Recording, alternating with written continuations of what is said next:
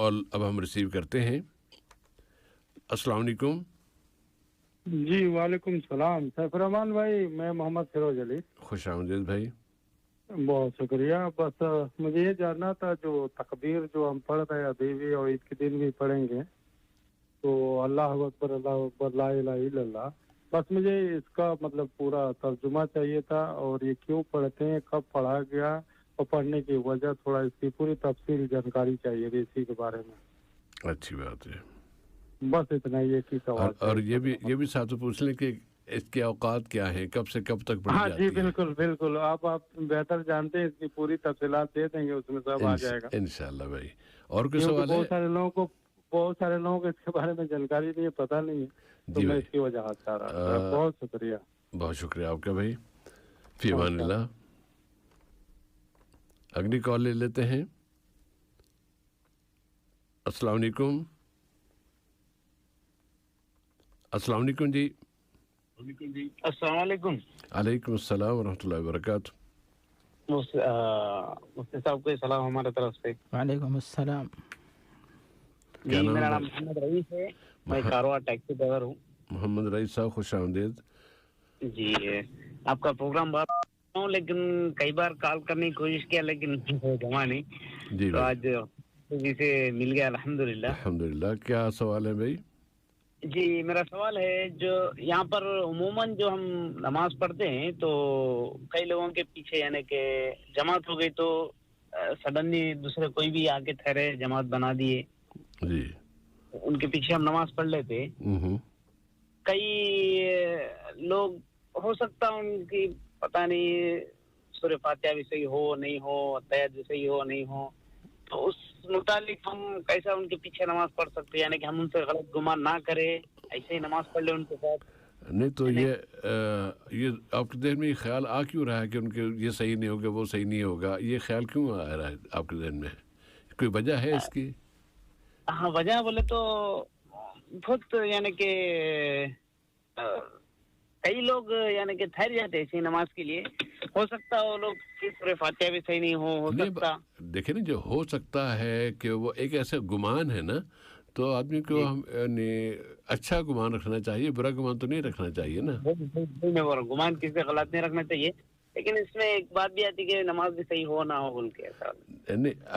अगर खुदा न खास्ता कभी किसी इमाम साहब की नमाज गलत भी होगी, तब भी आपकी नमाज सही हो जाएगी। ये नहीं कि उसकी नमाज के साथ आपकी नमाज भी गई समंदर में, ऐसा नहीं है। अगर खुदा न खास्ता कभी किसी इमाम से कोई ऐसी गलती हो कि उसकी नमाज कबूल नहीं हो रही, तो उसकी वजह से मुक्तदी की नमाजें उस तरफ नहीं जाएंगी, बल्कि वो कबूल होंगी अगर वो सही हैं तो। और एक सवाल था साहब, वो मेरे को पेशाब का थोड़ा मसला है, खतरा आने का, तो इसमें कभी कभार क्या हो जा रहा, वो लोग सामने कर देते इमामत के लिए, तो कितना पीछे हो तुम फिर भी क्या है, लोग देखते ना चेहरा है, उसकी वजह से क्या करते आगे उल्टा बोलते। उसमें तो आप जो एहतियाती तदाबीर इख्तियार की जाती हैं, यानी हर तुलमकान नमाज से पहले फारिग हुआ जाए, उसके बाद फिर कपड़ा रख लिया जाए, ताकि अगर नमाज के दौरान कोई ड्रॉप गिरे तो वो उस कपड़े में गिरे। इस तरह की एहतियाती तदाबीर आप इख्तियार कर चुके होते हैं या नहीं? जी, मैं ज़्यादातर तो टिश्यू ले लेता हूँ। कभी कभार क्या हो जाता है, वो टिश्यू भूल जाने की वजह से ड्रायर तो रहता अंदर और कपड़ा ऊपर रहता। अच्छी बात है। अल्लाह ताला आपको सेहत कामिल अता फरमाए और इसकी जवाब आ जाएगा इंशाल्लाह भाई। बहुत शुक्रिया मोहम्मद रईस साहब आपका। बारकल्लाह करिए, आप लोगों का बहुत शुक्रिया, बहुत अच्छी खिदमत। सवाल का जवाब सुनते हम लोग बहुत, यानी कि अच्छी मालूमात हो जाए। अल्लाह ताला कबूल फरमाए भाई, बहुत शुक्रिया आपका। और अगली कॉल लेते हैं। अस्सलाम वालेकुम। हेलो, सलाम वालेकुम। वालेकुम अस्सलाम रहमतुल्लाहि व बरकातहू भाई। वही बड़ी देर के बाद माशाअल्लाह, और क्या हाल चाल है, खैरियत? अल्हम्दुलिल्लाह रब्बिल आलमीन। सवाल ये कि अगर किसी को नाम ले लेंगे एजाज भाई? जी एजाज जी। सवाल ये कि बाद औकात यानी शदीद यानी गुनाह की ख्वाहिश, और अगर मतलब कोशिश भी की जाए यानी गुनाह के लिए, लेकिन वो फिर मौका ही मुयसर ना हो, तो इससे भी गुनाह मिलता। मतलब कि मेरे इससे मुराद मतलब फहाशी की तरफ है, यानी अगर मौका ना मिले, या ये भी मतलब अल्लाह की रहमत है कि मौका ना मिलना, तो बाद औकात मतलब शरीर के बाद लोगों को हसरत की निगाह से देखना कि वो तो अयाशी कर रहे हैं, और वो तो तौबा भी मतलब ना, यानी तौबा का दरवाजा खुले, ऐसे शरीर ख्यालात आना, और लेकिन मौका ना मिलना, तो क्या इसमें भी पकड़ है कि बहुत मतलब अगर किसी ने कोशिश की हो और फिर भी अगर गुनाह ना मिला हो, मतलब कोई भी गुनाह हो, हालांकि मुराद इशारा कोई भी मतलब वो फहाशी, तो यही एक सवाल है। अल्लाह महफूज रखे भाई। जज़ाकल्लाह खैर जी। बारकल्लाह फीकुम जी, बहुत शुक्रिया आपका। अगली कॉल लेते हैं। अस्सलाम वालेकुम। वालेकुम अस्सलाम व रहमतुल्लाहि व बरकातहू। जी भाई, क्या नाम है, क्या सवाल है? जी अहमद सफवान कलामी। अहमद सफवान, मैं इंडिया से हूँ। जी भाई, मैं बर वक्त कतर में हूँ। सवाल क्या है भाई? एक मसला ये था कि जैसे कुर्बानी, जैसे कर्ज अगर आदमी के पास है तो कुर्बानी कर सकता है? यानी कर्ज लेना है या आप खुद मकरूज है साहब?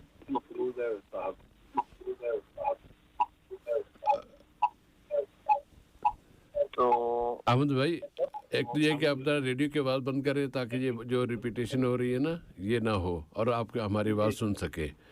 रेडियो की आवाज़ बंद होगी तो। अब ये बताइए कि क्या जो सवाल पूछ रहा है, जो सवाल पूछने वाला, उसके मुराद ये है कि वो खुद मकरूज है, उसे कर्जा अदा करना है, वो कुर्बानी करे या ना करे, या ये कि कर्जा लेकर कुर्बानी करे? क्या सवाल है असल में? अच्छा, ये सवाल है कि मेरे पर कर्ज है तो जी, आप मकरूज हैं, और अगर आप कुर्बानी करेंगे तो जिसका कर्जा देना हो कहेगा अच्छा दूसरों को बकरे ज़िबा कर रहे हो और खुद मेरे पैसे वापस नहीं कर रहे हो, ऐसी सूरत हाल? जी करूँगा कर्ज वापस, मगर बर वक्त मेरे पास कर्ज ज़्यादा है। अल्लाह ताला आपको उस कर्ज से निजात अता फरमाए इंशाअल्लाह। जी। और कुर्बानी के हवाले से आपके जहन में सवाल क्या है, ज़रा उसकी वजाहत फरमाएं ताकि हम जवाब देने में आसानी रहे। सवालात यही है कि कर्ज, जैसे इंसान के ऊपर अगर कर्ज है तो कुर्बानी जायज़ है कि नहीं, ज़रूरी है कि नहीं कराना कुर्बानी? अच्छी बात है। और कोई सवाल है? नहीं, और कोई सवाल नहीं। बहुत शुक्रिया आपका अहमद भाई, अल्लाह ताला आपको इस मसले से निजात अता फरमाए। आमीन। खैर दावा अल्हम्दुलिल्लाह रब्बिल आलमीन। बारकल्लाह फीकुम, फी अमानिल्लाह जी। और अगली कॉल लेते हैं। अस्सलाम वालेकुम। वालेकुम अस्सलाम व रहमतुल्लाहि व बरकातहू। जी भाई, क्या नाम है? जी मैं ताहिर बात कर रहा हूँ। ताहिर बलोची साहब, खुश आमदीद।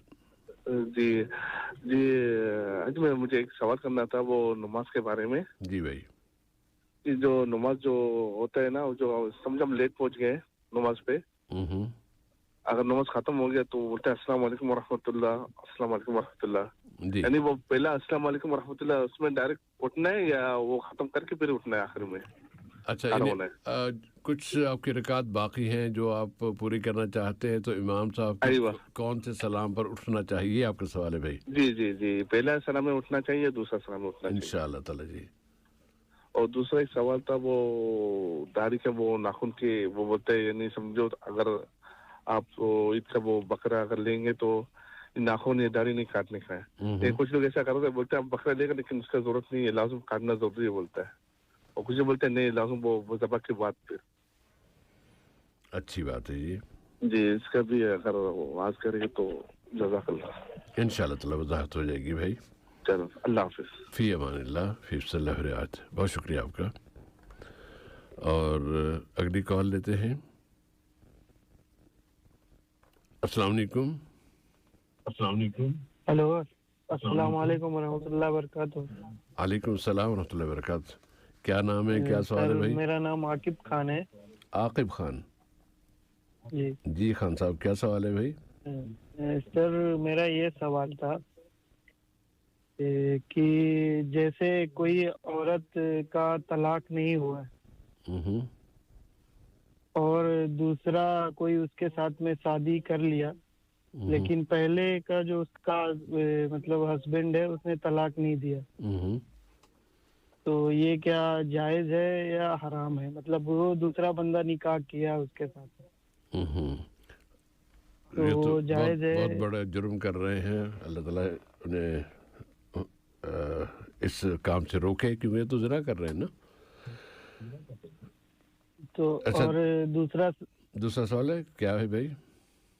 سر دوسرا سوال یہ تھا کہ جیسے ہم یہاں پہ مسجد میں نماز پڑھنے کے لیے جاتے ہیں، جی، تو جیسے نماز ختم ہو گئی اور ہم پیچھے گئے، تو کوئی بھی بندہ ایک یہاں پہ کیسا ہوتا ہے کہ کوئی بھی بندے کو آگے کر دیتے ہیں نماز پڑھنے کے لیے، تو ہمیں ان کے بارے میں معلوم نہیں ہے کہ وہ مطلب ان کا عقیدہ کیا ہے، وہ سنی ہے سیاہ ہے، مطلب کون سے عقیدہ رکھتے ہیں، تو ہمیں ایسا بنا جانے ان کے پیچھے نماز پڑھنا چاہیے یا نہیں پڑھنا چاہیے، یا بہتر ہے اکیلے پڑھنا؟ انشاءاللہ تعالیٰ جواب آئے گا، لیکن بہتر یہ نہیں ہے کہ اکیلے پڑھے، بہتر جماعت کا ہی ہے۔ لیکن آپ کی جو الجھن ہے اس میں اسی طرح کا ایک سوال ہے تھوڑی دیر پہلے بھی آیا، دونوں جواب یکجا کر لیں گے ہم، تو انشاءاللہ ابھی تھوڑی دیر میں اس کو جواب آپ سن سکیں گے۔ بہت شکریہ عاقب خان صاحب آپ کا، اللہ حافظ، فی حفظ اللہ رعایتہ۔ اور ایک اور کال لیتے ہیں۔ السلام علیکم۔ جی السلام علیکم وبرکاتہ۔ سر میرا نام امجد اقبال ہے۔ جی امجد صاحب۔ سر جی سوال یہ ہے کہ جیسے کہ سب جانتے بھی ہیں اور معلوم بھی ہے کہ یہاں پہ اور پاکستان میں ایک دن کا فرق ہوتا ہے، تو جس دن ادھر وہ قربانی ہو جائے تو اس کے بعد پھر ادھر آدمی بال وغیرہ کٹائے، اور دوسرا یہ ہے کہ اگر قربانی کا گوشت نیت یہ ہو کہ آج کے آج ہی ختم ہو جائے، وہ پکا کر کھلایا جائے، تو اس کے بارے میں کیا کچھ ہے؟ یہ صحیح ہے طریقہ؟ قربانی آپ نے کی ہے اور اسی دن پکا کے سارا کھا لیا، تقسیم کر دیا، ہضم کر لیا؟ نہیں، کہنے کا یہ مطلب ہے کہ جیسے 3 حصے ہوتے ہیں نا، ایک اپنا حصہ، ایک فیملی والوں کا اور ایک غریبوں کا، تو کہنے کا یہ مطلب ہے کہ جو غریبوں کا بھی اور فیملی والوں کا بھی ہے، تو وہ سب اگر کر دیا جائے اور پکا کر ان کو دے دیا جائے تو یہ صحیح ہے؟ نیت یہ ہے کہ وہ جو قربانی ہے اسی دن ہی ختم ہو جائے؟ اچھی بات ہے، ہاں یہ بات ہے، کیونکہ آج کل جو یہاں پر بھی اور وہاں پر بھی حالات ایسے چل رہے ہیں کہ مہنگائی بہت زیادہ ہے۔ دوسرا یہ اپنا کیا کہتے ہیں اس کو، اس کی نماز کی نیت اگر بتا دی جائے۔ آپ کے 2 سال ہو گئے ہیں بھائی، اگر پہلا تو آپ کی وہاں کی قربانی اور پھر بال کاٹنے والا سال تھا، پھر اب یہ قربانی کے حصوں والا۔ نماز کا موضوع ہم کسی اگلے رکھ لیں؟ چلے صحیح ہے، ٹھیک ہے، جیسے آپ کی مرضی۔ بہت شکریہ آپ کے بھائی، اوکے جی، خدا حافظ۔ فی حفظ اللہ رعایتہ۔ اور اب ہم مزید کال نہیں لینا چاہیں گے، لیکن ایک کال ہے، اسے لے لیتے ہیں، اور زیادہ اتنا کے بعد میں۔ ہلو، السلام علیکم بھائی۔ وعلیکم السلام۔ کون صاحب ہیں، کیا سوال ہے بھائی؟ جی میرا السلام علیکم۔ وعلیکم السلام ورحمۃ اللہ وبرکاتہ۔ جی کیا میرا نام سوال ہے؟ یہ ہے، نام سید محمد میرا نام ہے۔ سب سے پہلے سید محمد صاحب، مفتی صاحب کو بھی سلام میرا۔ وعلیکم السلام۔ کیا سوال ہے بھائی؟ میرا سوال یہ تھا، یہاں قطر میں ایک کمیونٹی ہے ICBF، Indian community for benevolent forum, جی، ان کی طرف سے ایک اسکیم ہے، life insurance scheme Indian community کے لیے، جی، جس میں وہ گروپ تکافل کر کے ایک ان کا یہ ہے، اس میں 2 سال کے لیے وہ 125 ریال لیتے ہیں، جی، اور وہ بینیفٹ دیتے ہیں، جیسے اگر کسی کا انتقال ہو گیا کام کے دوران یا کسی طریقے سے، تو 1 لاکھ ریال تک وہ مالی مدد کرتے ہیں، یا کوئی پرماننٹ انجری ہو گئی جی، اس کے لیے، اور جو ٹیمپرری انجری ہو گئی اس کے لیے وہ لوگ دیتے ہیں۔ تو کیا اس طرح کا یہ جو اسکیم ہے تکافل، جی، یہ جائز ہوگا لینے کے لیے؟ اچھی بات، کسی جو اچھے پروفیشن میں یہاں پہ ہے، جی، اور جو اگر لیبر کلاس کے لوگ ہیں ان کے لیے اس طریقے سے وضاحت کر دیں۔ دوسری چیز، پچھلے ہفتے میں نے ایک سوال کیا تھا، جی بھائی، دوسرا سوال جی، قرآن کے ادب کے تعلق سے، لیکن اس کا جواب اصل میں نہیں آ پایا۔ اچھی بات، وہ جو تھا کہ جیسے ہم مسجدوں میں قرآن پڑھتے ہیں، خاص طور سے جمعہ کے دن سورہ کہف کی تلاوت کرتے ہیں، جی، तो कुछ लोग सामने बैठे होते हैं, कुछ लोग पीछे बैठे होते हैं, कुरान लेके पढ़ रहे होते हैं, कुरान उसके पीछे होता है, कुछ लोग ऊपर बैठे होते हैं कुर्सियों पे और हम कुरान लेके नीचे बैठे होते हैं किसी के पीछे। तो इस तरीके से कुरान की जो है का जो अदब है उसकी खिलाफ वर्जी तो नहीं होती है। अच्छी बात है, इस तरह करना जायज़ होगा। अच्छी बात है। और एक तीसरा सवाल भी अगर इजाज़त हो तो कर लूँ, लेकिन अगर इजाज़त हो अब मेरा ख्याल है कि आप जानते हैं कि तीसरे की गुंजाइश नहीं होती। चलिए ठीक है, फिर किसी हफ्ते अगले हफ्ते इंशाअल्लाह ताला जी। सही साहब, बहुत शुक्रिया आपका, बारकल्लाहु फीकुम।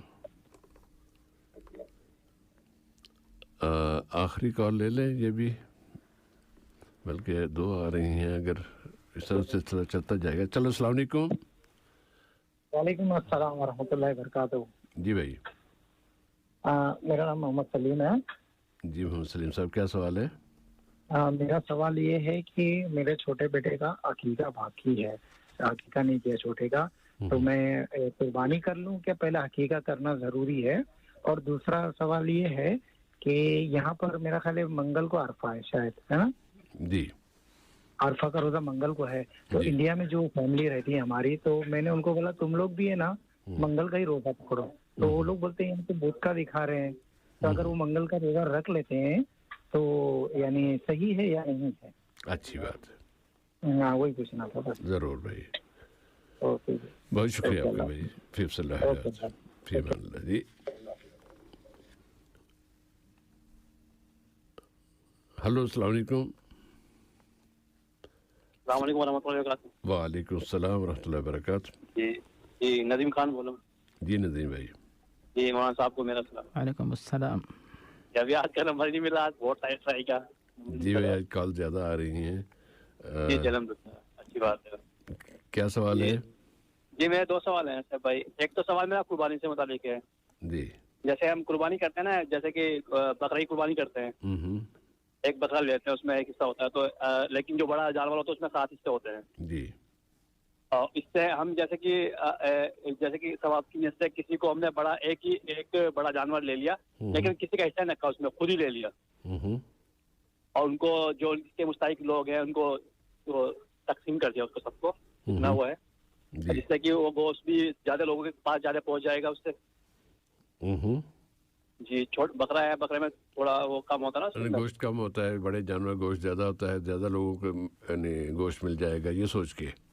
जी सोच के, मतलब कि लेकिन हिस्सा एक ही हो, बस सबकी नियत कर ली, एक ही ले लिया बस पूरा।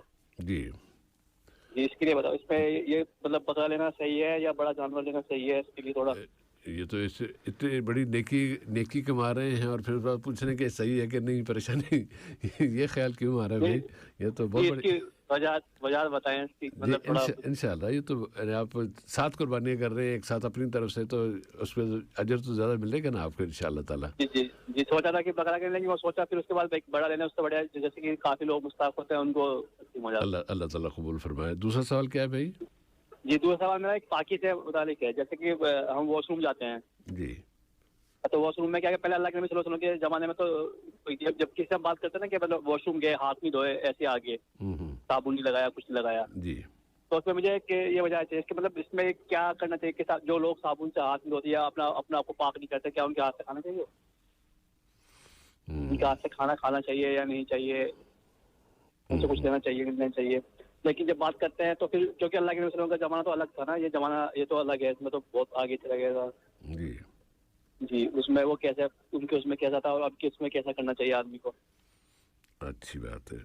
क्योंकि आते हैं फिर सीधा वॉशरूम गए, अभी वॉशरूम किया लेकिन सीधा हाथ में धोए से आगे, मतलब साबुन यूज नहीं किया, कुछ नहीं किया जी। इंशाल्लाह तो इसलिए मैं थोड़ा मुतमईन हूँ कि थोड़ा ये वो चाहिए। इंशाल्लाह जवाब आएगा भाई। मेरा दिमाग से थोड़ा क्लियर, ये मेरा वहम है क्या है? नहीं वहम नहीं, बहुत अच्छा सवाल है, बहुत सही है। और इसका मुझे अच्छा लगता, कोई ऐसा होता तो मेरे को थोड़ा अजीब है, मैं हाथ से नहीं, मैं सामने होता तो मैं हाथ से लेता नहीं जी। मुझे थोड़ा ये आप थोड़ी वजह से तफसील बता दें इंशाल्लाह ताला। अच्छा ये जरूर बताइए कि जो जिस फर्द के बारे में आपको ये गुमान है कि वो हाथ धोए बगैर ही बाहर आ गया, साबुन से नहीं धोया या उसने कुछ नहीं धोया, वो मुसलमान है या गैर मुस्लिम है? नहीं मुस्लिम है तो काफी लोग मुस्लिम है, क्योंकि उसमें क्योंकि मुसलमानों के यहाँ, सॉरी गैर मुस्लिम के यहाँ चूँकि तसव्वुर ही नहीं होता पाकीज़गी का तो इसलिए ये उलझन के, और यहाँ पर दरगाह जब इकट्ठे रहते हैं तो उसमें कई गैर साथ भी होते हैं। मुस्लिम है वो कंफर्म भी है, मतलब मैं थोड़ा देखता भी, उसलिए मैं थोड़ा वो अलग सी चीज महसूस। अच्छा, अब ऐसा करते हैं कि हम अब यहाँ पर कॉल का सिलसिला रोक लेते हैं ताकि फिर जवाबात का सिलसिला शुरू हो सके। टाइम काफ़ी ज़्यादा चला गया है। बहुत शुक्रिया आपका भाई, बहुत शुक्रिया आपका भाई। और सामीन, हम माज़रत चाहते हैं कि कॉल तो अभी आ रही हैं लेकिन हम ले नहीं पाएंगे, वरना फिर उनके जवाब कब देंगे। आते हैं अगले मरहले की तरफ। और आज की दुआ, आपको याद होगा कि गुज़श्ता हल्के में हमने एक दुआ का आधा हिस्सा पेश किया था, और वो ऐसी दुआ है कि तमाम अहादीस में, तमाम दुआओं में ये मुनफरिद इसकी हैसियत ये है कि अल्लाह ताला ने ख़ुद नबी करीम सल्लल्लाहु अलैहि वसल्लम को ख्वाब में यह दुआ बताई और फरमाया कि मुझसे ये दुआ मांगो। और फिर नबी सल्लल्लाहु अलैहि वसल्लम ने हमें बताया, जब सहाबा को बताया तो साथ में ये कहा कि इस दुआ के बारे में तुम फदरसूहा, इसकी स्टडी करो, इस पर गौर करो। और उसके बाद फरमाया कि सुम्मा ताल्लमूहा, उसके बाद इसे सीखो, याद कर लो। इतनी अहमियत के साथ जब अल्लाह के रसूल सल्लल्लाहु अलैहि वसल्लम फरमा रहे हों तो उस दुआ का हमें एहतमाम करना चाहिए। उसका जो पहला हिस्सा जो हमने गुज़श्ता हल्के में पेश किया था, खुदा करे कि सामीन को मौका मिल गया हो उसे याद करने का, वो था कि अल्लाहुम्मा इन्नी अस्अलुका फ़िअलल खैराति व तर्कल मुनकराति व हुब्बल मसाकीन व अन तग़फ़िर ली व तरहमनी। ये था पहला हिस्सा जो हमने याद किया था गुज़श्ता हल्के में। आज का हिस्सा जो है वो 2 निकात पर मुश्तमिल है, और वो है वइज़ा अरदत फ़ितनत क़ौमिन फ़तवफ़्फ़नी गैर मफ़्तून। वइज़ा अरदत फ़ितनत क़ौमिन फ़तवफ़्फ़नी गैर मफ़्तून व अस्अलुका हुब्बका व हुब्ब मन युहिब्बुका व हुब्ब अमलिन युक़र्रिबु इला हुब्बिका। इसके जो मफ़हूम है इस हिस्से का, आज के इस दुआ के इस हिस्से का, कि ए अल्लाह, अगर तू किसी कौम को आज़माइश में डालने का इरादा कर रहा हो और कर लिया हो कि मैं जहाँ रहता हूँ मेरी कौम पर तू कोई आज़माइश डालने वाला है या उसे आज़माइश के शिकार करने वाला है, तो मुझे उस आज़माइश से पहले ही मौत दे देना, अपने पास बुला लेना। मैं उस आज़माइश का हिस्सा नहीं बनना चाहता। वइज़ा अरदत फ़ितनत क़ौमिन फ़तवफ़्फ़नी गैर मफ़्तून। फ़ितना हमारे यहाँ उर्दू में भी इस्तेमाल होता है, मनफी मानों में इस्तेमाल होता है। अरबी ज़बान में इसका ज़्यादा नुमायाँ मफ़हूम आज़माइश का होता है, और हर फ़ितना भी एक आज़माइश होता है। और आज़माइशों तो खैर आती ही हैं, आती रहेंगी, लेकिन आम तौर पर जब कोई पूरी की पूरी कौम किसी आज़माइश की शिकार कर दी जाए तो फिर इम्कान कम ही होता है कि पूरी कौम उस आज़माइश में कामयाब ही निकल आए, वरना कौम बट जाती है। कुछ लोग फितने में तबाह हो जाते हैं और कुछ लोग बच भी जाते हैं। तो ऐसे में जब ये अंदेशा हो कि पूरी कौम ही फितने की शिकार हो रही है या होने वाली है, तो ए अल्लाह, मुझे उस फितने से बचा लेना, फितने में डाले बगैर ही मुझे फिर अपने पास बुला लेना ताकि मैं उस फितने से महफूज रहूं। ये अल्लाह के रसूल ने, बल्कि अल्लाह ताला ने ये दुआ सिखाई है नबी करीम सल्लल्लाहु अलैहि वसल्लम को, और उसे हुक्म दिया कि आप ये दुआ मांगें। और नबी करीम सल्लल्लाहु अलैहि वसल्लम ने दुआ मांग के फिर हमें हुक्म दिया कि तुम ये इसकी स्टडी करो, इस पर गौर करो और इसको मांगो। उसके बाद अगला हिस्सा है व अस्अलुका हुब्बका। ए अल्लाह, तेरी मोहब्बत का सवाल करता हूँ, तेरा प्यार चाहता हूँ मैं, कि मैं तुझसे प्यार करूँ। तू तो अपने बंदों से प्यार करता ही है ना, लेकिन मैं तुझसे प्यार का तालिब हूँ, प्यार करना चाहता हूँ। वह हुब्ब मन युहिब्बुका, और जो तुझसे प्यार करे मैं उससे भी प्यार करना चाहता हूँ। नबी करीम सल्लल्लाहु अलैहि वसल्लम और सारे सहाबा और सारे नेक लोग जो अल्लाह से प्यार करने वाले हैं, उन सब से हमें प्यार होना चाहिए, और उस प्यार की हमें अल्लाह से दुआ मांगने की तक़ीन की गई है। वह हुब्ब अमलिन युक़र्रिबु इला हुब्बिक। جب کسی زمانے میں یہ دعا میں نے یاد کی تھی اس وقت پتہ نہیں اسی طرح سنی تھی وحب عمل یقربنی الی حبک، ہو سکتا ہے کسی روایت پہ یہ بھی آیا ہو لیکن میں نے اس طرح یاد کر لی تھی. لیکن یہ جو روایت ترمذی کی جو ہم اس وقت پیش کر رہے ہیں اس میں نی کا لفظ نہیں ہے بلکہ عام چھوڑ دیا گیا ہے وحب عمل یقرب الی حبک. اور میں ہر اس کام سے محبت کا طالب ہوں یا محبت کا سوال کرتا ہوں جو مجھے تیری محبت تک پہنچا دے.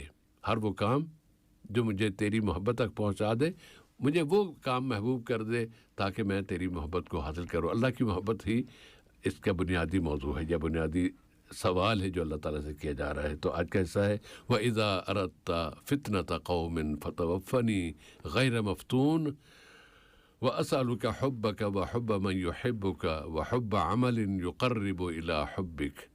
اگر آپ دونوں حصے ملا کر یاد کر لیں تو نبی کریم صلی اللہ علیہ وسلم کی تعلیمات پر عمل ہو جائے گا اور یہ اس کے سارے فائدے ہم حاصل کر سکیں گے. مولانا اگر اس دعا کے حوالے سے اور بطور خاص آج کے حوالے سے اور اس پہ بھی بطور خاص فتنے کے حوالے سے اگر آپ کچھ بیان فرمائیں تو امید ہے کہ ہمارے لیے مفید ہوگا. السلام علیکم ورحمۃ اللہ وبرکاتہ. علیکم السلام ورحمۃ اللہ وبرکاتہ. الحمد للہ رب العالمین والصلاة والسلام علی عبدہ ورسولہ نبینا محمد وعلی آلہ واصحابہ اجمعین، اما بعد. بسم اللہ الرحمن الرحیم. جس سے بھائی بے شک آپ نے ماشاءاللہ اچھے الفاظ میں جو ہے وضاحت کر دی ہے. مزید جو ہے الفاظ کا شاید یہاں پہ کچھ موقع نہیں ہے. مقصد یہی ہے کہ اس دعا کو یاد کریں. خاص طور پر جو ہے فتنے سے بچنے کے لیے بہت بڑی عظیم دعا، عظیم کلمات ہیں. اور اللہ تعالیٰ کی محبت کے سلسلے میں اللہ کی محبت، اللہ کے نیک بندوں کی محبت اور ایسے اعمال کی محبت جو اللہ کی محبت کے قریب کر دیں. تو ان دعاؤں کو، ان الفاظ کو یاد کر کے اس دعا سے دنیا و آخرت میں بھرپور فائدہ اٹھائیں. یہی جو ہے سے بھائی اتنی باتیں شاید یہ میری طرف سے کافی ہو جائیں گی. جزاکم اللہ خیراً. اب آتے ہیں سوالات کی طرف اور محمد فیروز علی صاحب کا ہی پہلا سوال تکبیر کے حوالے سے پوچھنا چاہ رہے تھے کہ اس کا مطلب کیا ہے، کب کب پڑھی جاتی ہے، کیسے پڑھی جاتی ہے، اس کا صیغہ جو اللہ کے رسول نے بتایا ہو وہ اگر بتا دیں. اس سے اس جو تکبیر ہے، تکبیر کے بارے میں اللہ تعالیٰ نے قرآن مجید سورۃ البقرہ میں واضح کیا کہ وَاذْكُرُوا اللَّهَ فِي أَيَّامٍ مَعْدُودَاتٍ، اور اسی طرح سورۃ الحج آیت نمبر 28 میں کہ وَيَذْكُرُوا اسْمَ اللَّهِ فِي أَيَّامٍ مَعْلُومَاتٍ، کہ گنتی کے دن اور مقررہ ایام ان میں اللہ تعالیٰ کا ذکر، اللہ تعالیٰ کے نام کا ذکر کرو، اللہ تعالیٰ کی بڑائی بیان کرو. تو یہاں پر جو ہے اللہ تعالیٰ نے اپنے ذکر کے بارے میں حکم دیا ہے. اور ہمیں بات معلوم ہے کہ نعوذ باللہ جب کدھر جو غیروں کے پاس جو بھی فیسٹیولز ہوتے ہیں، تہوار یا عیدیں ان میں نعوذ باللہ شرکی الفاظ ہوتے ہیں. یہاں پر ہم مسلمان جو ہے عید کے موقع پر خوشی مناتے ہیں، لیکن یہ خوشی اللہ کے حکم کے مطابق، اللہ کے حکم کی وجہ سے کہ اس خوشی پر اللہ تعالیٰ بھی راضی ہوتا ہے اور اللہ تعالیٰ کا نام ہی بلندی کے قابل ہے، اس بات کا ثبوت اور اللہ تعالیٰ کا نام بلند کر کے ثواب حاصل کرتے ہیں. تو اس طرح جو ہے ہم اللہ تعالیٰ کا ذکر کرتے ہیں. اور اس میں سے بھائی جو ذکر کا جو معاملہ ہے 1 تاریخ سے لے کر 13 تاریخ تک عمومی اذکار جو بھی ہم کریں، جیسے سبحان اللہ والحمد للہ ولا الہ الا اللہ واللہ اکبر، اور جو دعائیں آپ ماشاء اللہ سکھا رہے ہیں تو ان کو دہراتے رہیں.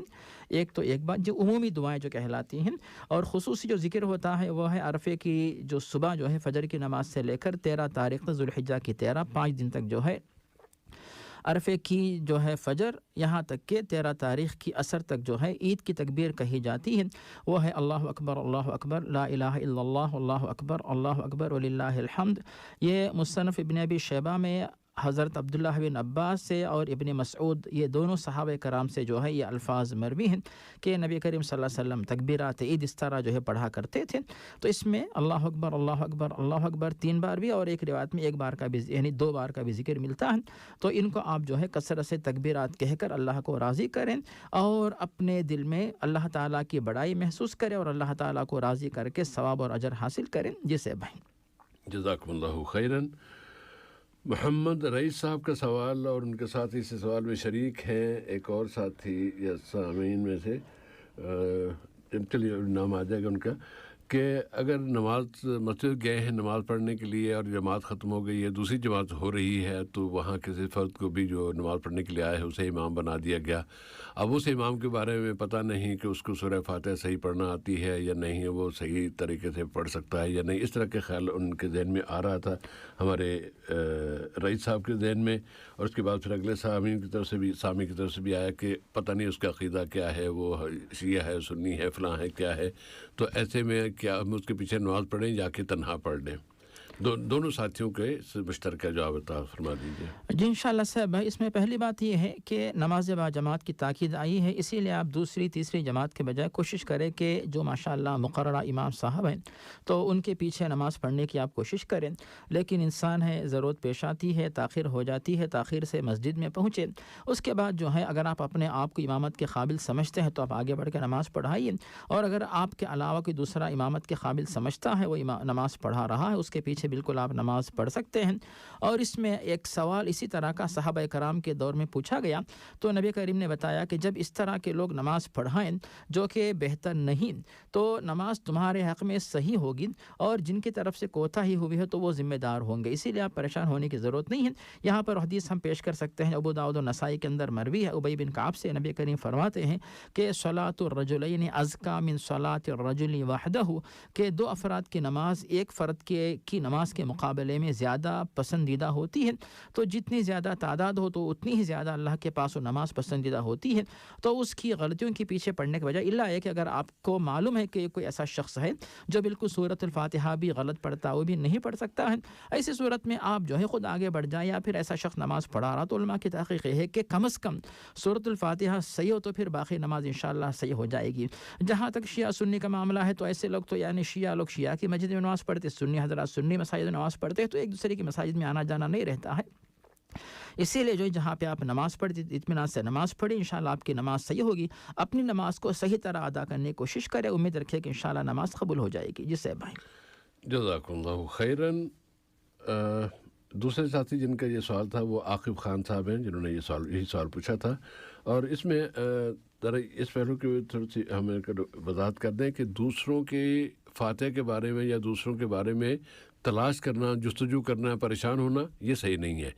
اگر کسی کے بارے میں پتہ ہو کہ یہ آدمی نہیں جانتا، بالکل ان پڑھ ہے، جاہل ہے، کچھ نہیں جانتا، یا یہ کہ یہ بہت ہی غلط کام کرنے والا ہے اور اب یہاں آ کے ہماری امامت کرنے لگا ہے، تو اس سے اگر آپ بچنا چاہتے تو بچ لیجیے. لیکن خود تلاش نہ کیجیے کہ اس کی خامیاں تلاش کریں کہ وہ صحیح یہ کرتا ہے، وہ نہیں کرتا، یا ہمیں پتہ ہونا چاہیے کہ وہ پکا مومن ہے یا نہیں ہے. اگر ہے تو ہم اس کے پیچھے پڑیں گے، ورنہ نہیں پڑیں گے. وہ یہ اس طرح کام نہ کیجیے گا. جی صاحب، اس کی ذمہ داری ہمارے اوپر نہیں آتی ہے. جی صاحب بھائی. رئیس بھائی کا دوسرا سوال تھا پیشاب کے قطرے آنے کے حوالے سے. انہوں نے تھوڑی سی گفتگو ہوئی تھی کہ اگر کپڑوں میں یہ قطرے لگے ہوئے ہوں اور پھر بھی یہ کوئی کہہ دے کہ بھی آپ امامت کرائیں تو میں کیا کروں. اس سے پہلی بات، موصوف اپنا علاج کروائیں. اس کے لیے بہتر طریقہ اپنائیں کہ ڈاکٹر سے مشورہ کریں، اور پھر اس کے بعد جو ہے آپ گھبراہٹ میں جلدی نکل کے آ جائیں. اور آپ یعنی بیٹھے ہوں واش روم میں، سوچتے ہوں باہر کسی کام کے بارے میں، جلدی اٹھ کے بھاگ کے آتے ہوں تو ایسا ہی ہوتا ہے.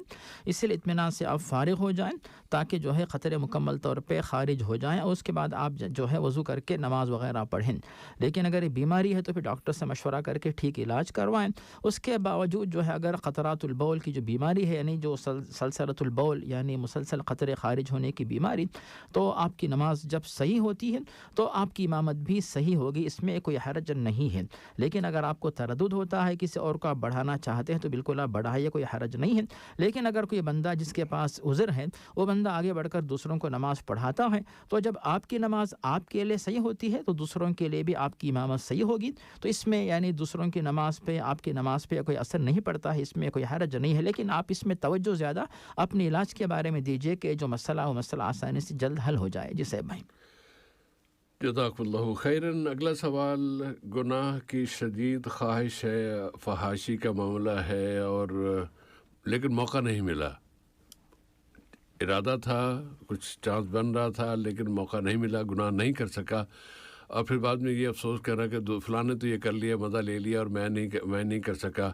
کیا اس پر گناہ ہوگا؟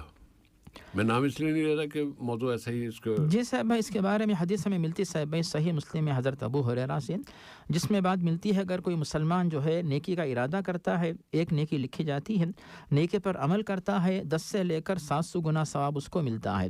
لیکن اگر کوئی بندہ جو ہے گناہ کا ارادہ کرتا ہے اور اس کے بعد گناہ کرتا ہے تو پھر اس سے 1 گناہ لکھا جاتا ہے، اور گناہ کا ارادہ کرتا ہے، گناہ چھوڑ دیتا ہے تو اسے 1 نیکی لکھی جاتی ہے کہ اس نے گناہ چھوڑ دیا. لیکن صاحب گناہ چھوڑنے کے 2 طریقے ہوتے ہیں. ایک تو گناہ چھوڑ دیا، اللہ کو یاد کیا، اللہ کا ڈر آ گیا اور یہ سوچا کہ اللہ تعالیٰ اس گناہ سے ناراض ہوگا، عذاب دے گا، سزا دے گا، تو اللہ کے ڈر سے کوئی بندہ گناہ چھوڑتا ہے، اس پر اسے نیکی ملتی ہے. لیکن کوئی بندہ مجبوری سے چھوڑ دیتا ہے، ایسی صورت میں جو ہے اس کو یعنی اس کے دل میں چونکہ عزم آ چکا ہے کہ مجھے گناہ کرنا ہی تھا اور اسے افسوس ہے کہ دوسرے لوگ اس ایسے گناہوں سے جو ہے وہ انجوائے کر رہے ہیں، تو ایسی صورت میں یہ بندہ جو ہے گنہگار ہوگا. لیکن اس کو کتنا گناہ اللہ تعالیٰ لکھے گا تو اللہ تعالیٰ بہتر جانتا ہے. اس پر بھی اس بندے کو چاہیے کہ اس کے دل میں چونکہ گناہ کا پکا مضبوط نعوذ باللہ ارادہ آ چکا تھا، اور ہو سکتا ہے جیسے حدیث کے اندر الفاظ ملتے ہیں کہ دل کا ارادہ انسان کو عملاً گناہ کرنے پر آمادہ کر سکتا ہے. بار بار بندہ ایسے اسباب کو تلاش کرتا ہے، اس کے سامنے نعوذ باللہ اسباب آسانی سے میسر ہو سکتے ہیں، پھر گناہ کا ارتکاب وہ کر سکتا ہے. تو اسے چاہیے کہ یعنی موقع چھوٹنے پر افسوس نہ کرے، بلکہ موقع چھوٹنے پر اسے خوش ہونا چاہیے کہ دیکھو اللہ تعالیٰ نے مجھے بچا لیا، اور دعا کرتے رہے کہ اللہ تعالیٰ گناہوں سے بچے. اسے صاحب گزشتہ آپ نے بہت اسی دعا کا حصہ تھا صاحب بھائی کہ اللہم انی اسألک فعل الخیرات و ترک المنکر. یہ دعا کیا ہے؟ تو دعا آپ پڑھتے ہیں مگر اس کا اثر آپ نہیں لے رہے کہ اللہ تو مجھے توفیق دے کے میں نیک کام کروں، توفیق دے کے میں برے کاموں سے اپنے آپ کو بچا کے رکھوں. تو پھر کہاں اس دعا کی تاثیر آپ کے دل پر کیوں نہیں ہو رہی ہے؟ یعنی جو بھی ہو سوال کرنے والے، سوال کرنے والوں کے علاوہ جو بھی اس طرح کر رہے تو ان کو دیکھ کر جو ہے جو بظاہر گناہ کر رہے ہیں لیکن وہ آگے چل کر دنیا میں کس طرح نقصانات کا شکار ہو جائیں گے، یا پھر آخرت میں جو ہے اللہ تعالیٰ کے سامنے اور ساری مخلوقات کے سامنے کس طرح ذلیل ہوں گے.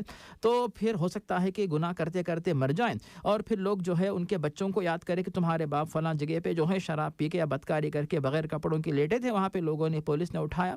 تو نعوذ باللہ یعنی وہ ان کے لیے بھی، خاندان کے لیے، بچوں کے لیے ذلت و رسوائی، بہت سارے اسباب دنیا و آخرت میں نقصان کے اسباب ہو سکتے ہیں.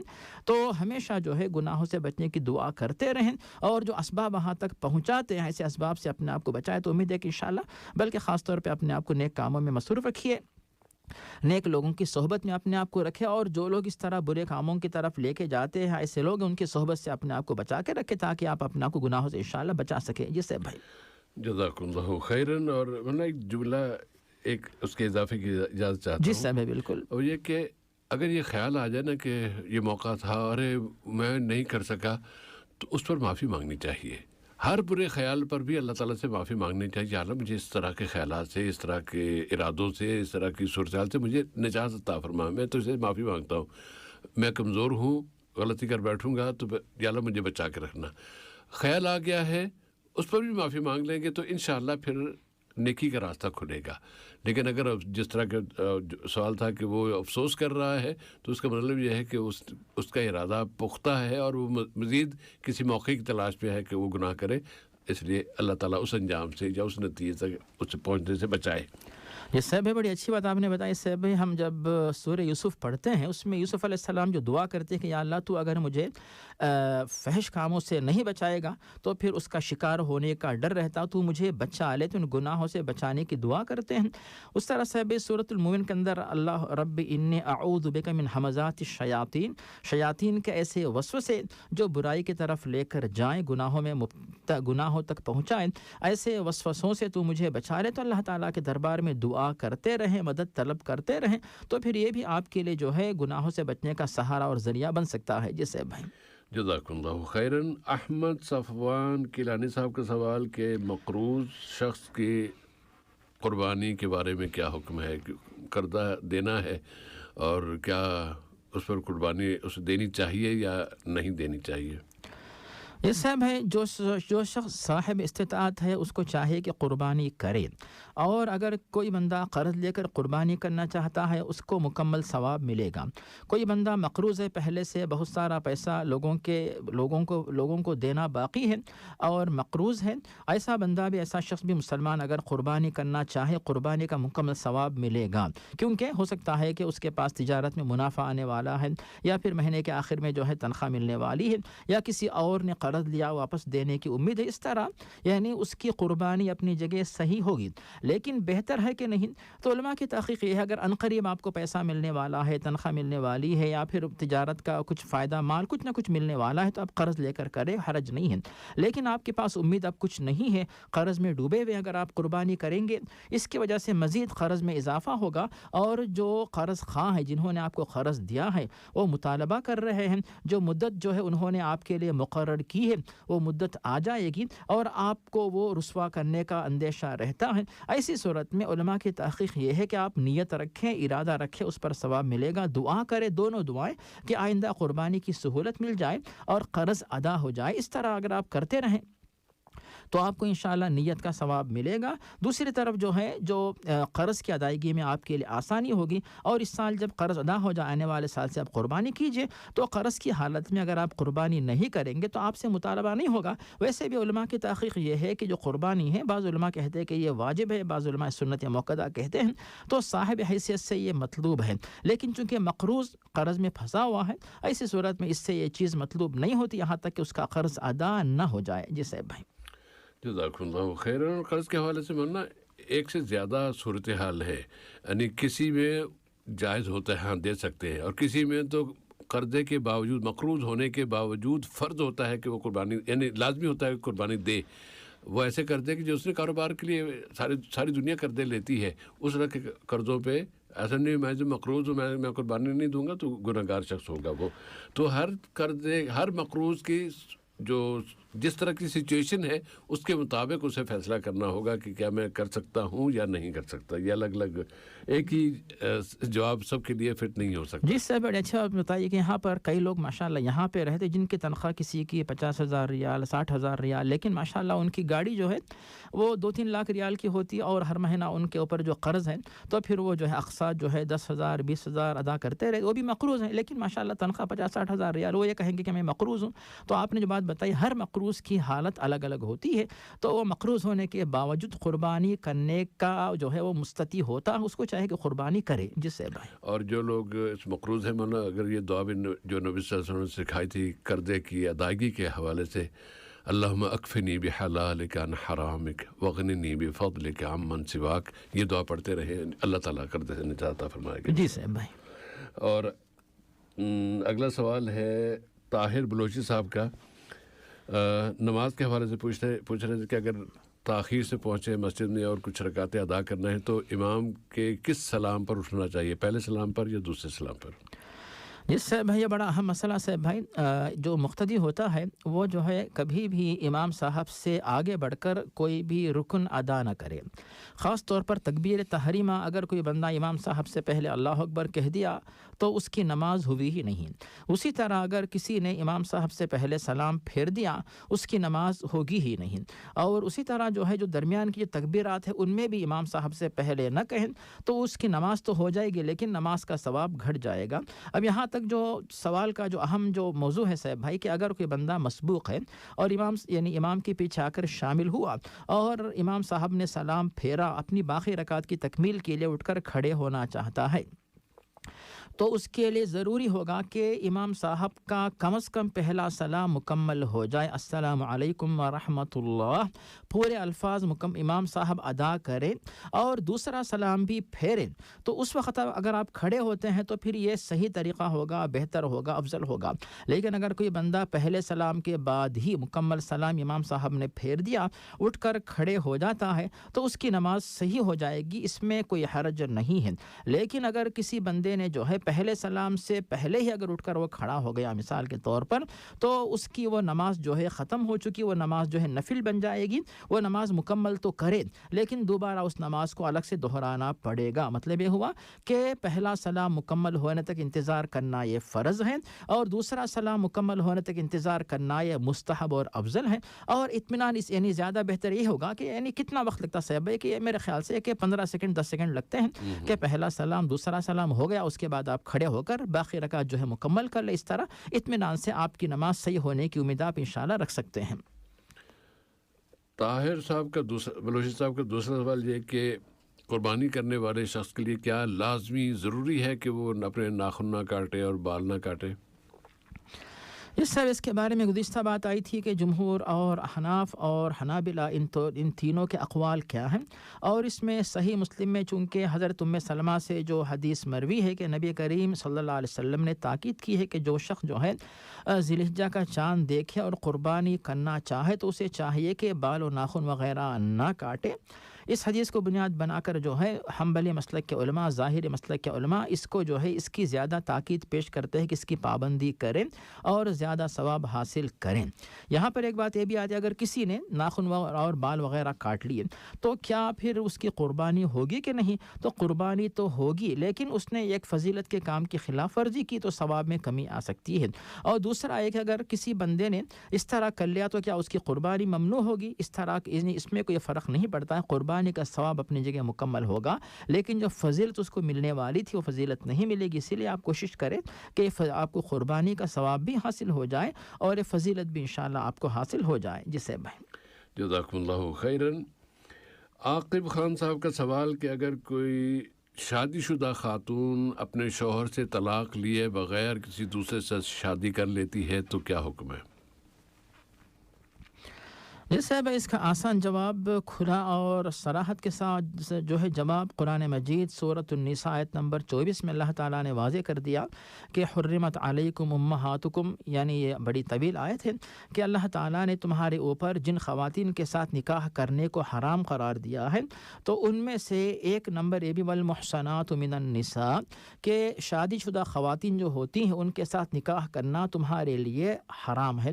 تو جب اللہ تعالیٰ نے واضح طور پہ بتا دیا کہ خاتون شادی شدہ ہے اور اس کی طلاق نہیں ہوئی، اس کا خلا نہیں ہوا، تو گویا کہ وہ کسی اور مرد کی زوجیت میں برقرار ہے اور موجود ہے۔ ایسی صورت میں دوسرا مرد اس کے ساتھ اگر نکاح کرنا بھی چاہے تو وہ نکاح صحیح نہیں ہوگا۔ نکاح کرنے والا، نکاح کرنے والی، نکاح کروانے والا قاضی اور جو بھی اس میں شریک سب کے سب جو ہیں بدکاری کے گناہ میں برابر کے شریک ہوں گے۔ لیکن اگر خاتون نے یا اس مرد نے دھوکہ دیا تھا مثال کے طور پہ قاضی کو، لیکن قاضی کو چاہے کہ تحقیق کرے، اور جہاں پہ رہتا ہوں صاحب وہاں پہ برابر قاضی صاحب جو ہے مرد سے، شوہر سے، جو دلہا دلہن دونوں سے پوچھتے ہیں کہ تمہاری شادی ہوئی کہ نہیں، اور خاتون سے پوچھتے ہیں کہ یہ شادی شدہ ہے کہ کیا ہے، یعنی کنواری ہے، مطلقہ ہے یا بیوہ، سب لکھنا ہوتا ہے۔ تو اگر کوئی خاتون اس طرح جھوٹ بولتی چھپاتی ہے راز کو مثال کے طور پر تو وہ گنہگار ہوگی، اور اس میں قاضی صاحب کو چاہے کہ تحقیق کرے، اس کے بعد لکھوائیں، اور جب وہ خاتون لکھتی ذمہ داری لیتی ہے، سگنیچر کرتی ہے کہ وہ غیر شادی شدہ یا پھر اس کے ساتھ شوہر نہیں، مطلقہ ہے یا کچھ بھی ہے، تو اس کی ذمہ داری اسی خاتون کے اوپر آتی ہے، قاضی کے اوپر نہیں آتی۔ لیکن جو اس کے سرپرست ہے ان کو چاہے کہ ایسا گناہ کرنے سے اس کو روک، ایسا گناہ نہ کریں اور معاشرے میں سے گناہ ہونے سے بچا کے رکھیں۔ جسے بھائی جزاک اللہ خیرن۔ امجد اقبال صاحب کا سوال کہ چونکہ برصغیر انڈیا پاکستان اور یہاں کے ایام کے لحاظ سے ایک دن کا فرق ہے، وہاں ایک دن بعد عید ہوگی یا حج ہوگا، تو ایسے میں اگر وہاں پر فیملی ہے اور اسے کہا جائے کہ آپ منگل کے دن آپ روزہ رکھ لیں، وہ کہیں کہ ہمارے ہاں تو عید اور سوری حج جو ہے وہ بدھ کے دن آ رہا ہے، تو کیا کریں؟ اس سب اس مسئلے کو حل کرنے کے بارے میں علماء جیسے بار بار صاحب بھائی بھی جو ہے تاکید کرتے ہیں کہ سارے عالم اسلام کے علماء کو مل کر بیٹھنا چاہیے اور مشورہ کرنا چاہیے، اور مناسب جو ہے تجویز جو ہے امت کے سامنے حکم پیش کرنا چاہیے کہ جب حجاج کرام عرفات کے میدان میں دعاؤں میں مصروف ہوں تو شاید دیگر جو ممالک ہیں، علاقے ہیں، وہاں کے مسلمان جو ہے اس طرح یعنی عرفے کے دن جو خصوصی دعائیں ہوتی ہیں ان کا اہتمام نہیں نہیں کرتے. تو بہرحال یہ اس میں علماء کی تحقیق جاری ہے. امید ہے کہ انشاءاللہ مستقبل میں علماء کوئی مناسب فیصلہ امت کے سامنے پیش کریں. فی الحال جو صورتحال اس کے مطابق عمل کریں. جہاں پہ جو مسلمان ہوتے ہیں وہاں کی رویت ہلال کے مطابق آپ عبادات میں اپنے آپ کو مصروف رکھیں. اور اس میں یہ بات بھی ہے صاحب کہ آپ نے ایک اور مشورہ یہ بھی دیا تھا کہ ذوالحجہ کی جو ہے 9 تاریخ عرفے کا جو دن ہوتا اس سے پہلے 8 تاریخ مثال کے طور پر وہ بھی جو ہے ذوالحجہ کے جو ابتدائی 10 دنوں میں اس کا بھی شمار ہوتا ہے. اور چونکہ نبی کریم نے جو ذوالحجہ کے ابتدائی جو عشرہ ہے ان دنوں میں زیادہ ثواب کمانے کی آپ نے ترغیب دی ہے. تو اس طرح اگر جو ہے مسلمان 8 تاریخ کا بھی روزہ رکھ کے ثواب کماتے اس میں کوئی قباحت نہیں ہے. تو 8 کا بھی روزہ رکھے 9 کا بھی روزہ رکھے دونوں دنوں کا روزہ رکھ کے ثواب حاصل کریں تو یہ بڑی اچھی بات. اس میں پریشان ہونے کی ضرورت نہیں رہتی. جی صاحب جزاکم اللہ خیراً. اور امجد اقبال صاحب کا دوسرا سوال یہ کہ قربانی کا گوشت اگر اس کے 3 حصے تقسیم نہیں کیا گیا بلکہ پکا کے ان تک پہنچا دیا گیا, کیا یہ صحیح ہے؟ اس سب اس کے بارے میں قرآن مجید سورۃ الحج کے اندر آیت 28 اور آیت 36 میں اللہ تعالیٰ نے واضح کیا کہ فَكُلُوا مِنْهَا وَأَطْعِمُوا الْبَائِسَ الْفَقِيرَ وجزاک اللہ خیراً. اور اس طرح دوسری آیت فَكُلُوا مِنْهَا وَأَطْعِمُوا الْقَانِعَ وَالْمُعْتَرَ. اسی طرح عبداللہ بن واقص سے صحیح بخاری اور مسلم میں اور مسلم میں اور ابو سعید خدری سے صحیح مسلم میں جو روایت مروی ہے نبی کریم فرماتے ہیں فَكُلُوا وَأَطْعِمُوا وَحَبِسُوا وَادَّخِرُوا وَتَزَوَّدُوا وَتَصَدَّقُوا. تو یعنی تم کھاؤ کھلاؤ صدقے کے طور پہ دو اور محفوظ کر کے رکھ لو. تو اس طرح کئی باتیں ہمیں یہاں پہ ملتی ہیں. تمام دلائل کی روشنی میں علماء کی تحقیق یہ ہے کہ بہتر یہ ہے کہ 3 حصے کریں. لیکن اگر کوئی حصہ زیادہ ہوتا ہے کچھ حصہ کم ہوتا ہے کوئی حرج نہیں ہے. لیکن کوشش کرے کہ تمام جو مصارف ہے تمام جو 3 حصے بتائے گئے ہیں ان میں سے ہر حصے کا جو حق ادا ہو جائے. لیکن اگر آپ کم کھاتے ہیں اور زیادہ حصہ آپ تحفے کے طور پہ دیتے ہیں اور فقراء مساکین کے پاس صدقے کے طور پہ دیتے ہیں یہ تمام کے تمام جو ہے کام جائز ہیں کوئی حرج نہیں ہے. اور اگر آپ ایک ہی دن میں سب کے پاس پہنچا دیتے اس میں کوئی حرج نہیں ہے. اس طرح بھی آپ کر سکتے ہیں. جی صاحب بھائی بلکہ اس میں تو انہیں زیادہ ثواب ملے گا انشاءاللہ تعالیٰ کہ وہ ان کا حصہ بھی دے رہے ہیں اور پکا کے دے رہے ہیں. تو ان کو کچھ کرنے کی ضرورت نہیں ہے. وہ بس پکایا ان تک پہنچ گیا وہ کھائیں. تو اس میں تو ان کو اور زیادہ ثواب ملے گا انشاءاللہ تعالیٰ. جی سے بالکل بہت اچھی بات ہے بھائی. اچھی بات آپ نے بتائی کہ آپ ان کو پھر گھر لے جا کے صفائی کر کے پکا کے جو محنت لگتی وہ بھی محنت آپ ان کی بچا رہے ہیں تو پھر اس میں آپ کو زیادہ ثواب انشاءاللہ مل سکتا ہے. جزاکم اللہ خیراً. سید محمد صاحب لائف انشورنس کے حوالے سے پوچھ رہے ہیں کہ یہاں ایک کمیونٹی یا ایک تنظیم ہے وہ رقم جمع کرتی ہے اور حادثات کی صورت میں وفات کی شکل میں پھر وہ ایک مخصوص رقم دیتی ہے. کیا اس پروگرام یا اس سلسلے میں اس میں حصہ دیا جا سکتا ہے؟ جس صاحب اس کی جو پالیسی ہے سسٹم ہے طریقہ کار کیا ہے مجھے نہیں پتہ. موصوف نے نام تو لیا ہوا ہے لیکن جو LIC کی جو پالیسی ہوتی ہے تو اس میں یعنی طریقہ یہ ہوتا ہے کہ اگر آپ جو ہے جو رقم مقرر ہوتی ہے اس سے پہلے اگر فوت ہو جائیں تو پھر پوری رقم ہڑپ ہو جاتی ہے. لیکن اگر مدت مکمل ہو تو پھر پوری رقم ملتی ہے. تو اس میں بہت سارے طریقے جو کہ شریعت کے خلاف ہیں لیکن علماء تحقیق کر رہے ہیں کہ LIC کا ایسا طریقہ کار آ جائے جو جیسے تکافل اجتماعی کے نام سے کہ اس میں جو ہے آپ کے لیے جائز طریقہ حلال طریقہ بھی ہو آپ کا مال پورا ملے اور آپ کے مال کا استثمار انویسٹمنٹ کیا جائے. اب اس میں موصوف جو طریقہ بتا رہے ہیں کہ اس میں اگر اسلامی شریعت کے مطابق یہ سسٹم چل رہا ہے علماء اس میں جو ہے نگرانی کر رہے ہیں اس میں حرام کا کوئی جو ہے حرام کی دخل اندازی نہیں ہے تو پھر یہ جائز ہے. اگر اس میں حرام کا کوئی عمل دخل ہوتا ہے اس سے پھر بچانا چاہیے. اس میں تحقیق کی جائے. مجھے یہ پتا کہ اس کا سسٹم کیا ہوتا ہے. جس سے بھائی جزاکم اللہ خیراً. سید محمد صاحب کا دوسرا سوال قرآن پاک کے ادب اور اس کے احترام کے حوالے سے مسجدوں میں جمعے کی نماز یا جمعے کے دن بطور خاص پوری مسجد بھری ہوتی ہے. کچھ لوگ آگے بیٹھے ہیں پیچھے بیٹھے ہوئے قرآن پاک ہاتھ میں نہیں پڑھ رہے ہیں. تو انڈیا میں پاکستان میں یہ تصور کیا جاتا ہے کہ یہ قرآن پاک کی بے ادبی ہو رہی ہے کہ آپ کسی کے پیٹھ پیچھے بیٹھے ہوئے قرآن پڑھ رہے ہیں. یہاں پر ایسا ہوتا ہے تو اس میں وضاحت کیا ہے؟ جس سے میں پہلی بات یہ ہے کہ بے شک ہم تمام مسلمان جو بھی ہیں سارے دنیا کے مسلمان مرد و خواتین قرآن کا احترام کرتے ہیں تعظیم کرتے ہیں. لیکن اگر کوئی بندہ جو ہے سامنے نماز پڑھ رہا ہے پیچھے اس کے قرآن کو پڑھ رہا ہے ہم سب کو پابند نہیں کر سکتے کہ قرآن پڑھنے والے سامنے جائیں نماز پڑھنے والے پیچھے آ جائیں. اسی لیے علماء کی تحقیق ہے اگر اس کو یعنی بے ادبی کا ارادہ نہیں ہے لیکن نماز پڑھ رہا ہے پیچھے کوئی بندہ قرآن پڑھ رہا ہے اس میں بالکل کوئی حرج نہیں ہے. اسے ہم بے ادبی نہیں کہیں گے. جہاں تک قرآن مجید کی طرف پیر پھیلانے کی بات ہے تو آپ اس طرح نہ کریں، قرآن کی طرف پیر نہ پھیلائیں، لیکن جدھر آپ پیر پھیلا رہے تو قرآن مجید اس سے بہت اوپر ہے تو پھر اس میں کوئی حرج نہیں، لیکن قرآن مجید بالکل آپ کے پیر کے موازی ہے، پیر کے جو ہے سامنے ہے، آپ اس طرح نہ کریں، کسی اور طرف کو پیر پھیلا لے تاکہ قرآن مجید کا احترام اور تعظیم اس کی پابندی کی جائے. جسے میں جزاک اللہ خیراً. محمد سلیم صاحب، چھوٹے بیٹے کا عقیقہ نہیں ہو سکا، کیا قربانی کروں یا پہلے عقیقہ کروں؟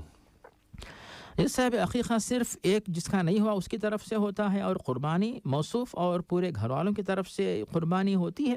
تو کوشش یہ کرے کہ اگر آپ دونوں کر سکتے ہیں تو دونوں کیجئے، لیکن چونکہ عقیقہ آپ تک نہیں ہوا، تاخیر ہو گئی ہے، تو پہلے آپ عقیقہ بچے کی طرف سے کر لیں اور آنے والے سال سے قربانی کی پابندی کرے. بعض علماء اس بات کو مانتے سب ایک گھر میں اگر ایک قربانی ہوئی ہے تو سب کی طرف سے یعنی گھر کی طرف سے قربانی عقیقہ سب ہو جائیں گے. بعض علماء کی تحقیق ہے، لیکن زیادہ راجح قول یہ ہے کہ قربانی اپنی جگہ اور عقیقہ اپنی جگہ، دونوں الگ الگ عبادات ہیں. عقیقہ صرف بچے کی طرف سے ہوتا، قربانی پورے گھر والوں کی طرف سے یعنی گھر کے سرپرست اور پورے کے پورے اس میں جو ہے ثواب میں شریک ہوتے. کوشش کریں کہ دونوں الگ الگ کریں، لیکن اگر موقع نہیں ہوتا تو بچے کا حق پہلے ادا کر دیجیے آپ، اور آنے والے سالوں سے ہر سال جو ہے آپ قربانی برابر کرتے رہیں. جسے لیکن کوشش کرے گا سستے بکرے دو ملتے ہیں تو زیادہ بہتر رہے گا کہ دونوں کام انشاءاللہ ہو جائیں گے انشاءاللہ تعالی.